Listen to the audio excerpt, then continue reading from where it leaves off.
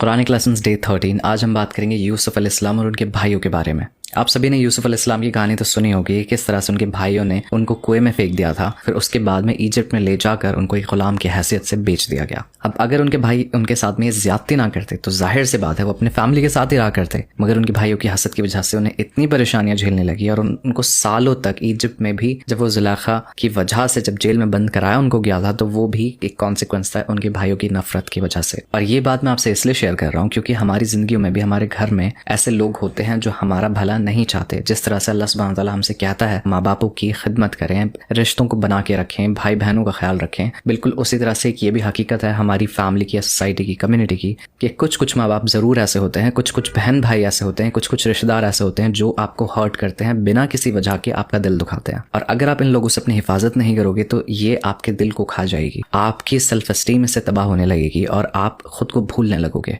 और मेरा आप सभी से इस चीज़ में सिर्फ यही कहना है कि हमें यूसुफ अलैहिस्सलाम को देखना चाहिए कि उन्होंने अपने भाई से नफरत नहीं की। जब वक्त आया और यूसुफ अलैहिस्सलाम अपने भाइयों से कहीं ज़्यादा ताकतवर थे, मगर फिर भी उन्होंने अपने भाइयों को माफ़ कर दिया था। किसी को माफ़ करने का मतलब ये नहीं होता कि हम उसके टॉर्चर को, उसकी बदतमीजी को, बुरी हरकतों को हम झेलते रहें, मगर हम किसी इंसान को माफ़ करके आगे बढ़ सकते हैं, किसी को माफ़ करके उससे दूरी बना सकते हैं, किसी को माफ़ करके अपनी हिफाजत कर सकते हैं। और बिल्कुल यही चीज़ हमें अपने घर में भी चाहिए कि कोई भी हमारा बहन भाई है, कोई रिश्तेदार है, या फिर हमारे माँ बाप ही क्यों ना हो, हम उनकी इज्जत कर सकते हैं, उनका बेहतर सोच सकते हैं, मगर उसी के साथ में हम उनसे दूरी भी बना सकते हैं। और खास करके अगर वो आपकी फैमिली में से नहीं है, रिश्तेदार हैं, तो आप उनसे रिश्ता तक तोड़ सकते हो। इसमें इस्लाम आपसे ये नहीं कहता कि उन लोगों से आप रिश्ते बनाओ जो आपका कभी भला चाहते ही नहीं और हमेशा आपकी बर्बादी पे तुले रहते हैं। और जहां पर माँ बाप या भाई बहनों की बात आती है तो आप उनसे इतनी दूरी बनाएं कि बहुत ज्यादा इन्वॉल्व ना हो और घर में नॉर्मल इंटरेक्शन जिस तरह से रहते हैं, जो इज्जत करना होता है भाई बहनों के लिए या उनका ख्याल रखना होता है, वो बेसिक भी चीज आप कंटिन्यू रखो। क्योंकि अगर आप टोटली कट जाओगे उनसे तो वो आपको उस चीज का भी ब्लेम देंगे।